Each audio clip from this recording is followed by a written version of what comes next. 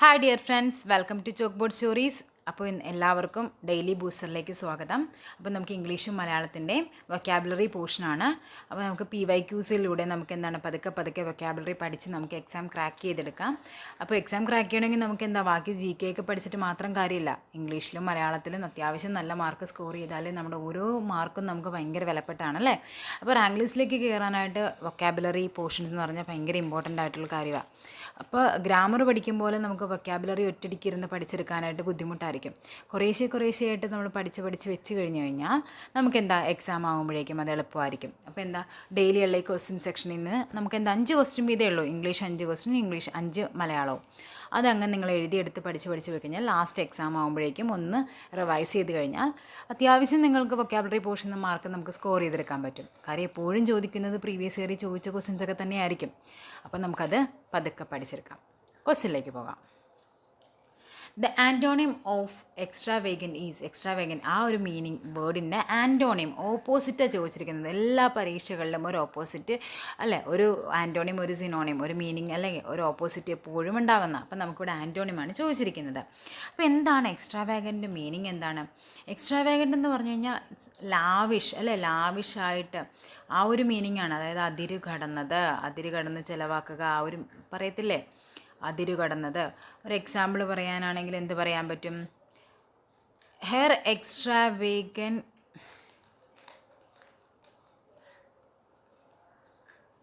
Spending has to stop. അവളുടെ അവളുടെ അമിതമായി ലാവിഷായിട്ട് ചിലവാക്കുന്ന നിർത്തേണ്ടതുണ്ട് എന്നുള്ളതൊക്കെ ആ ഒരു മീനിങ്ങാണ് വരുന്നത്. അപ്പോൾ എക്സ്ട്രാവേഗൻ എന്ന് പറഞ്ഞാൽ ലാവിഷാണ്. അപ്പോൾ നമുക്കിതിൻ്റെ ഇവിടെ നമുക്ക് ഓപ്പോസിറ്റ് ഏതാണെന്ന് കണ്ടുപിടിക്കാനായിട്ട് ഓരോന്നിൻ്റെ മീനിങ് എന്താണെന്ന് നോക്കാം. റിയൽ എന്ന് പറഞ്ഞാൽ എന്താണ്? യഥാർത്ഥമായത്, നമുക്കറിയാവുന്ന അല്ലേ. എന്താണ് ഹോസ്റ്റൈൽ എന്ന് പറഞ്ഞു കഴിഞ്ഞാൽ? ഹോസ്റ്റൈൽ എന്ന് പറഞ്ഞാൽ ശത്രുതയുള്ളത്. എനിമി, അതും എന്താണ്? ശത്രുതയുള്ളത് തന്നെയാണ്. അപ്പോൾ ഫ്രൂഗലാണ്. അപ്പോൾ നമുക്കിവിടെ കൂട്ടത്തിൽ നമുക്കിതിൻ്റെ മീനിങ് അറിയില്ലെങ്കിൽ നമുക്ക് ഓപ്ഷനിലേക്ക് നമുക്ക് ആൻസറിലേക്ക് എത്താൻ പറ്റും. അപ്പോൾ ഫ്രൂഗൽ എന്ന് പറഞ്ഞു കഴിഞ്ഞാൽ മിതവ്യയം, അതാണ് ഇതിൻ്റെ മീനിങ്.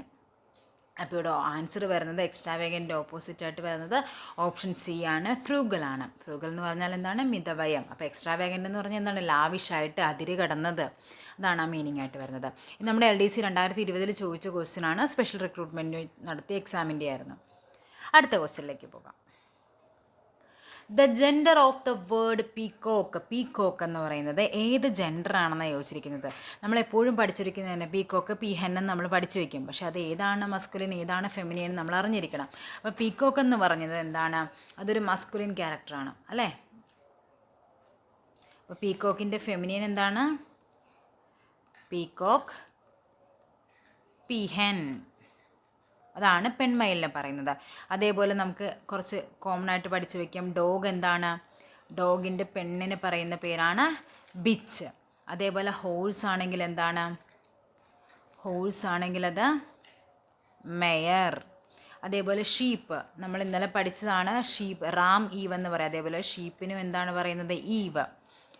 റാം എന്ന് പറഞ്ഞു കഴിഞ്ഞാൽ നമ്മളത് ഷീപ്പിന് തന്നെ പറയുന്ന പേരാണ് റാം എന്ന് പറയുന്നത്. റാം, ഈവ് പറയുന്ന പോലെ തന്നെയാണ് ഷീപ്പിന് നമ്മൾ എന്താണ്? ഈവ് എന്ന് പറയും. അതേപോലെ സ്കൗട്ട് ആൻഡ് ഗൈഡ് നമുക്ക് എല്ലാവർക്കും അറിയാം. അതിന് ബോയ്സിനെയാണ് നമുക്ക് സ്കൗട്ട് പറയുന്നത്. ഗേൾസ് ആകുമ്പോൾ എന്താകും? അത് ബോയ്സിന് സ്കൗട്ടും അതേപോലെ ഗേള് ഗൈഡാണ്. പിന്നെ എന്താണ്? ഫോക്സിൻ്റെ എന്താണ്? ഫോക്സ് ആണെങ്കിൽ അത് വിക്സൺ. ഇതൊക്കെയാണ് നമുക്ക് കോമൺ ആയിട്ട് എക്സാംസിന് ചോദിക്കുന്നത്. പഠിച്ചു വയ്ക്കണം. ഓക്കെ. അപ്പോൾ dog bitch, horse mare, sheep ewe, boy scout, girl ഗൈഡാണ്. അതേപോലെ ഫോക്സ് വിക്സൺ ആണ്. നെക്സ്റ്റ് ക്വസ്റ്റ്യനിലോട്ട്. Which word is correct? ഏതാണ്? VACATION, VACCATION. നമുക്ക് ഇങ്ങനെ കാണുമ്പോൾ എപ്പോഴും ഡൗട്ടാണ്. പക്ഷേ ആൻസർ ഏതാണ്? VACATION. നമുക്ക് എപ്പോഴും ഇതിലേക്ക് ആയിരിക്കും ഒരു ടെൻഡൻസി കൂടുതൽ വരുന്നത്. VACC വരും. പക്ഷേ ആൻസർ ഏതാണ്? VACATION. വെക്കേഷൻ എന്താണ്? 2 C ഒന്നുമില്ല, ഒരൊറ്റ C ഉള്ളൂ. VACATION ആണ് വെക്കേഷൻ്റെ സ്പെല്ലിങ്. അപ്പോൾ ആൻസർ വരുന്നത് ഓപ്ഷൻ A ആണ്.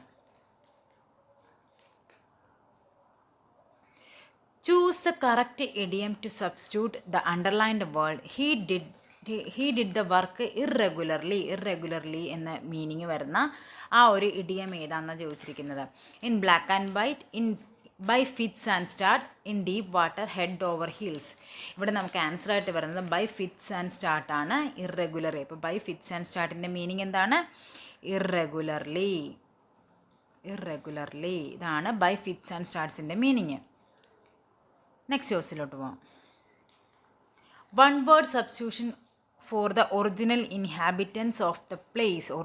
അതായത് ഒരു സ്ഥലത്ത് തന്നെ അവിടെ തന്നെയുള്ള ആൾക്കാരെന്ന് പറയത്തില്ലേ, അങ്ങനെ പറയുന്ന പേരെന്താണെന്നും അതാണ് അബോറിജിനൻസ്. ഇതാണ് അതിൻ്റെ meaning. The original inhabitants of A place, അങ്ങനെയുള്ളവർക്ക് പറയുന്ന പേരാണ് അബോറിജിനൻസ്. ഇതാണ് ഇതിൻ്റെ ആൻസർ ആയിട്ട് വരുന്നത്. സോ ഓപ്ഷൻ ബി ആണ്. The original inhabitants of A place എന്ന് പറഞ്ഞാൽ എന്താണ് ആൻസർ? അബോറിജിനൻസ്. ഓക്കെ, ഇനി മലയാളത്തിലോട്ട് പോകാം നമുക്ക്. മലയാളത്തിലെ ഫസ്റ്റ് ക്വസ്റ്റ്യൻ ആണ്, വിപരീത പദം കണ്ടെത്തുക. പശ്ചിമത്തിൻ്റെ വിപരീതം എന്താണ്? പശ്ചിമം എന്ന് പറഞ്ഞാൽ മീനിങ് എന്താണ്? പടിഞ്ഞാറ് ദിശയാണ് നമ്മൾ പശ്ചിമം എന്ന് പറയുന്നത്.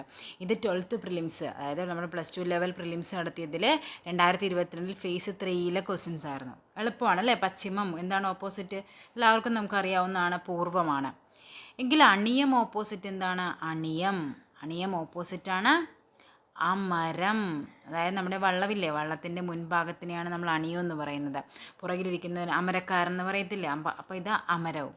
അപ്പോൾ ഇത് അണിയം എന്ന് പറഞ്ഞാൽ വള്ളത്തിൻ്റെ മുൻവശവും, അമരവും എന്താണ്? വള്ളത്തിൻ്റെ പിൻവശത്തെയാണ്. അപ്പോൾ അണിയം ഓപ്പോസിറ്റാണ് അമരം. എന്താണ് ഏകത്വം? ഏകത്വത്തിൻ്റെ ഓപ്പോസിറ്റാണ് നാനാത്വത്വം. നാനാത്വത്വത്തിൽ ഏകത്വമുള്ള രാജ്യമാണ് നമ്മുടെ ഇന്ത്യ എന്ന് പറയുന്നത്. ഋജു എന്ന് പറഞ്ഞാൽ എന്താണ്? മീനിങ് അറിയില്ലെങ്കിൽ ഓപ്പോസിറ്റ് നോക്കാം, അത് വക്രമാണ്. വക്രം എന്ന് പറഞ്ഞാൽ എന്താണ്? വളഞ്ഞു പൊളഞ്ഞത് അല്ലേ? അപ്പോൾ ഋജു എന്തായിരിക്കാം? നേരെയുള്ളത്. നമ്മുടെ LP UP ഒക്കെ പഠിക്കുന്നവരാണെങ്കിൽ അവർക്കറിയാം. നമ്മൾ സൈക്കോളജി പഠിക്കുമ്പോൾ പഠിക്കുന്നുണ്ട്, ഋജുരേഖാ വക്രം, നദമധ്യ വക്രം, സമ്മിശ്ര വക്രം എന്നൊക്കെ പറഞ്ഞ് കുറേ പഠന വക്രങ്ങളെ പറ്റി പഠിക്കുന്നുണ്ട്. അപ്പോൾ എന്താണത്? ഋജു എന്ന് പറഞ്ഞാൽ നേരെയുള്ളത്, വക്രം എന്ന് പറഞ്ഞാൽ വളഞ്ഞത്. ഇനി സ്മൃതി എന്താണ്? സ്മൃതി ഓപ്പോസിറ്റാണ് വിസ്മൃതി. ഓക്കെ, നെക്സ്റ്റ് ക്വസ്റ്റിലോട്ട് പോവാം. ഒറ്റപ്പദം എഴുതുക. ഗുരുവിൻ്റെ ഭാവം എന്താണ്? ഗുരുത്വം, ഗുരുകടാക്ഷം, ഗൗരവം, ഗുരുതരം. ഒറ്റപ്പദം എന്താണ്? ഗുരുവിൻ്റെ ഭാവം എന്താണ്? ഗൗരവം. ഗുരുവിൻ്റെ ഭാവമാണ് ഗൗരവം. എങ്കിൽ നൈതികം എന്താണ്? നൈതികം എന്ന് പറയുന്നത് നീതിയെ സംബന്ധിക്കുന്നതിനെയാണ് നമ്മൾ നൈതികം എന്ന് പറയുന്നത്. നീതിയെ സംബന്ധിക്കുന്നത്. ജന്മം മുതൽ, ആ ജന്മം എന്ന് പറയും. ആ ജന്മം എന്ന് പറഞ്ഞാൽ എന്താണ്? ജന്മം മുതൽ. അതിൻ്റെ ഒറ്റപ്പദമാണ് ആ ജന്മം എന്ന് പറയുന്നത്. ഓക്കെ, നെക്സ്റ്റ് ക്വസ്റ്റിലോട്ട് പോകാം. സ്ത്രീലിംഗ ശബ്ദം കണ്ടെത്തുക. പിഷാരടി, മഹതി, ഭവാൻ, ഹസ്തി. ഇതിൻ്റെ അകത്ത് സ്ത്രീലിംഗ പദം എന്താണെന്നാണ് ചോദിച്ചിരിക്കുന്നത്. അപ്പോൾ ഇവിടെ ഏത് വരും? ഇവിടെ നമുക്ക് മഹതിയാണ് സ്ത്രീലിംഗ പദമായിട്ട് വരുന്നത്. മഹതിയാണ്. അത് എന്തിൻ്റെയാണ്? മഹതിയുടെ പുല്ലിംഗം എന്താണ്? മഹാൻ, മഹതി എന്ന് വരും. പിഷാരടി എന്ന് പറഞ്ഞാൽ പുല്ലിംഗമാണ്. അപ്പോൾ അതിൻ്റെ സ്ത്രീലിംഗം എന്താണ്? ഷാരസ്യാർ. അതാണ് പിഷാരടി എന്നതിൻ്റെ സ്ത്രീലിംഗ ശബ്ദം. ഭവാൻ്റെ സ്ത്രീലിംഗ ശബ്ദം എന്താണ്? ഭവതി. ഹസ്തി എന്ന് പറഞ്ഞാൽ ആനയാണ്, നമ്മൾ കൊമ്പനാന. അപ്പോൾ എന്തായിരിക്കും പിടിയാനൊക്കെ പറയുന്നത്? ഹസ്തിനി, പിടിയാന. അതേപോലെ എന്താണ് നമുക്ക് മാതുലൻ, അമ്മാവൻ. അപ്പോൾ എന്താണ് അതിൻ്റെ ഓപ്പോസിറ്റായിട്ട് വരുന്നത്? ഓപ്പോസിറ്റ് അല്ല, സ്ത്രീലിംഗമായിട്ട് വരുന്നത് മാതുലാനി. അതേപോലെ എപ്പോഴും ചോദിക്കുന്നൊരു കാര്യമാണ് ലേഖകൻ്റെ സ്ത്രീലിംഗം എന്താണ്? ലേഖകി എന്നായിരിക്കും എപ്പോഴും തരുന്നത്. അപ്പോൾ ആൻസർ ശ്രദ്ധിക്കുക, ലേഖികയാണ്. പിഷാരടി ഷാരസ്യാർ, അതേപോലെ മഹാൻ മഹതി, ഭവാൻ ഭവതി, ഹസ്തി ഹസ്തിനി, മാതുലൻ മാതുലാനി, ലേഖകൻ ലേഖിക. നെക്സ്റ്റ് ക്വസ്റ്റിലേക്ക് പോകാം. വഴിയാധാരമാക്കുക എന്ന ശൈലിയുടെ അർത്ഥം എന്താണ്? ആധാരം വഴിയിൽ പോകുക, വഴിയിൽ കിടക്കുന്ന ആധാരം, ആശ്രയമില്ലാതാകുക, ആധാരം നഷ്ടപ്പെടുക. എളുപ്പമാണല്ലേ? വഴിയാധാരമാകുക. നമുക്കറിയാം, ആശ്രയമില്ലാതായി, നമ്മൾ വഴിയാധാരമായി എന്ന് പറഞ്ഞാൽ എന്താ? നമുക്ക് ആരെയും ആശ്രയമില്ലാതായി, അതാണ് മീനിങ്. ഇനി അജഗജാന്തരം എന്ന് പറഞ്ഞാൽ എന്താണ് മീനിങ്? അജഗജാന്തരം എപ്പോഴും ചോദിക്കുന്നതാണ്. അജം എന്ന് പറഞ്ഞാൽ ആടും, ഗജം എന്ന് പറഞ്ഞാൽ എന്താണ്? ആനയുമാണ്. അപ്പം അജഗജാന്തരം എന്ന് പറഞ്ഞാൽ എന്താണ്? വലിയ വ്യത്യാസത്തെ പറയുന്ന പേരാണ് അജഗജാന്തരം. അതേപോലെ കോഴിയുറക്കം കേട്ടിട്ടുണ്ടോ? കോഴിയുറക്കം എന്ന് പറഞ്ഞാൽ എന്താന്ന്? കോഴിയുറക്കം ലഘുനിദ്ര ചെറിയൊരു ഉറക്കത്തിനെ പറയുന്ന പേരാണ് ലഘുനിദ്ര. നിദ്രയെ പറയുന്ന പേരാണ് കോഴിയുറക്കം എന്ന് പറയുന്നത്. അടുത്ത ക്വസ്റ്റിലേക്ക് പോകാം. സമാന പദം കണ്ടെത്തുക. ജനകൻ. ജനകൻ എന്ന് പറഞ്ഞാൽ എന്താണ്? ജനകൻ എന്ന് പറഞ്ഞാൽ അതിൻ്റെ മീനിങ് എന്താണ്? പിതാവ്. പിതാവിനെയാണ് നമ്മൾ ജനകൻ എന്ന് പറയുന്നത്. അപ്പോൾ തനയൻ ആരാണ്? തനയൻ എന്ന് പറഞ്ഞാൽ പുത്രനാണ്. സുതൻ ആരാണ്? സുതനും എന്താണ്? പുത്രനാണ്. ജാമാതാവ് ആരാ? ജാമാതാവ് എന്ന് പറഞ്ഞാൽ മകളുടെ ഭർത്താവ്, മരുമകൻ. അതിനെയാണ് നമ്മൾ ജാമാതാവ് എന്ന് പറയുന്നത്. മകളുടെ ഭർത്താവിനെ പറയുന്ന പേരാണ് ജാമാതാവ്. അപ്പോൾ അങ്ങനെയാണെങ്കിൽ സ്നുഷ എന്താ? സ്നുഷ സ്നുഷ എന്ന് പറഞ്ഞാൽ എന്താണ്? പുത്രൻ്റെ ഭാര്യ, മരുമകൾ. അതായത് പുത്രൻ്റെ ഭാര്യയെ പറയുന്ന പേരാണ് സ്നുഷ എന്ന് പറയുന്നത്. എന്താണ് ദൗഹിത്രി? ദൗഹിത്രി എന്ന് പറഞ്ഞാൽ മകളുടെ മകൾ. മകളുടെ മകളിനെ പറയുന്ന പേരാണ് ദൗഹിത്രി. ഓക്കെ, അപ്പോൾ ഇത്രയുമാണ് നമ്മുടെ ഇന്നത്തെ സെക്ഷനിൽ വരുന്നത്. അപ്പോൾ എല്ലാവരും ഈ 5 ക്വസ്റ്റ്യൻ മലയാളം ആയിക്കോട്ടെ ഇംഗ്ലീഷ് ആയിക്കോട്ടെ എഴുതിയെടുത്ത് വേണം പഠിക്കാൻ. കണക്റ്റഡ് ആയിട്ട് പറഞ്ഞിരിക്കുന്ന കാര്യങ്ങളൊക്കെ എഴുതിയെടുത്ത് പഠിക്കുക. Thank you.